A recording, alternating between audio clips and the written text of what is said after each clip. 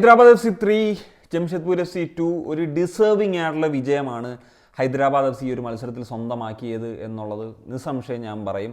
ഒരു കംബാക്ക് വിജയം എന്നുള്ളതും പറയും. അതുമല്ല പല കാരണങ്ങളുണ്ട് ഞാൻ ഈ ഒരു ഡിസേർവിംഗ് ആണെന്ന് പറയും. കാരണം ഹൈദരാബാദ് FCയുടെ പെർഫോമൻസ് ഈ ഒരു മത്സരത്തിൽ അത്രയ്ക്ക് ഇമ്പ്രസീവ് ആയിരുന്നു. അവരുടെ ഹോം ഫാൻസിന് മുൻപിൽ ഈ പറഞ്ഞ ഒരു 3-2 ഒരു വിജയം, അതും അവരൊരു വളരെ ടഫായിട്ടുള്ള സിറ്റുവേഷനിലൂടെ ആണല്ലോ കടന്നു പോയിക്കൊണ്ടിരിക്കുന്നത്. അവർ പോയിന്റ് ടേബിളിലൊക്കെ അത്രയ്ക്ക് താഴെ നിൽക്കുന്നൊരു സാഹചര്യമാണ്. അറിയാം, തുടർച്ചയായിട്ട് രണ്ടാമത്തെ സീസണാണ്, മുൻ ചാമ്പ്യൻസൊക്കെ ആണ് എന്നുള്ള കാര്യം ആലോചിക്കണം.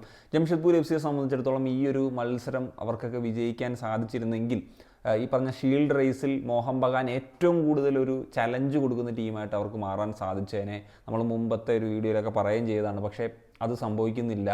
അവർക്ക് ഒരു വലിയ തിരിച്ചടി തന്നെയായി, അതും ഹൈദരാബാദ് FC പോലത്തെ ഒരു ടീമിനെതിരെയുള്ള ഈ ഒരു പരാജയം എന്നുള്ളതാണ്. ഈ ഒരു മത്സരത്തിൽ ഇനിഷ്യലി ആദ്യം സ്കോർ ചെയ്യുന്നത് തന്നെ ഹൈദരാബാദ് FC ആണ്.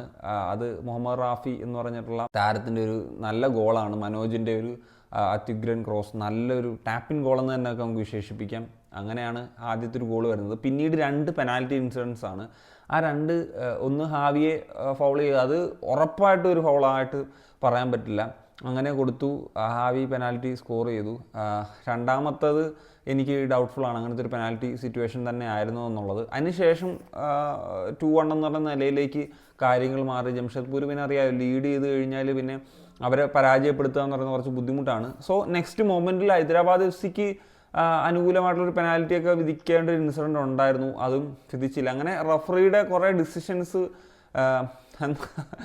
ചിരി ഉണർത്തുന്ന രീതിയിൽ കാര്യങ്ങളൊക്കെ വന്നിരുന്നു എന്നുള്ളതാണ്. അങ്ങനെ ഒരു 2-1 എന്ന നിലയിലേക്കൊക്കെ നിന്നു. ഞാൻ വിചാരിച്ചത് ഇനിയൊരു തിരിച്ചു വരവ് ഹൈദരാബാദ് FCയുടെ ഭാഗത്തുനിന്ന് ഉണ്ടാകില്ല എന്നുള്ളതായിരുന്നു. അതിനുശേഷം സെക്കൻഡ് ഹാഫിൽ നോക്കുന്ന സമയത്ത് ജംഷഡ്പൂർ FCക്ക് ഇപ്പം ഹാവിക്ക് ഒരു നല്ല ചാൻസ് ഉണ്ടായിരുന്നു. ഹാവിക്ക് നല്ല ചാൻസസ് വേറെയും കിട്ടിയിട്ടുണ്ടായിരുന്നു. എന്നാൽ നല്ലൊരു ഗോളിലേക്ക് എത്തിക്കാനുള്ളൊരു സാധ്യത ഉണ്ടായിരുന്നു. അത് അർഷദീപിൻ്റെ ഒരു നല്ല സേവൊക്കെ വന്നു.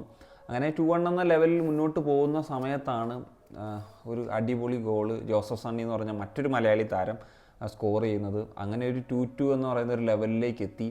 പിന്നീട് അല്പസമയങ്ങൾക്കകം ആൽബയുടെ ഒരു ലോങ് റേഞ്ച് ഗോൾ, അത് മനോജ് മുഹമ്മദാണ് അസിസ്റ്റ് ചെയ്തത്. ഈ മത്സരത്തിൽ 2 അസിസ്റ്റുകളാണ് മനോജ് മുഹമ്മദ് എന്ന് പറയുന്ന താരം കോൺട്രിബ്യൂട്ട് ചെയ്തത്. അങ്ങനെ 3-2 എന്ന് പറയുന്ന ഒരു ലെവലിലേക്ക് എത്തി.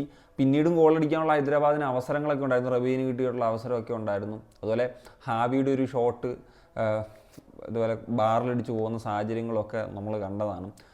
സോ എന്താണെങ്കിലും റഫറിയുടെ 2 ഡിസിഷൻസ് ഹൈദരാബാദിനെ സെറ്റ് ബാക്ക് ആകുമെന്ന് പ്രതീക്ഷിച്ചു. പക്ഷേ ശക്തമായിട്ട് തന്നെ രണ്ടാം പകുതിയിൽ അവരുടെ ഒരു ഹോം വെന്യൂവിൽ ഖാലിദ് ജമീൽ പോലെയുള്ളൊരു ടാക്ടീഷ്യനെതിരെ മറ്റൊരു ഇന്ത്യൻ പരിശീലകനാണ് ഷമീൽ ചെമ്പകത്ത് എന്ന് പറയുന്ന മലയാളി കൂടിയാണ്, ഒരു മലയാളി ടാക്ടീഷ്യൻ, 2 മലയാളി സ്കോറേഴ്സ്.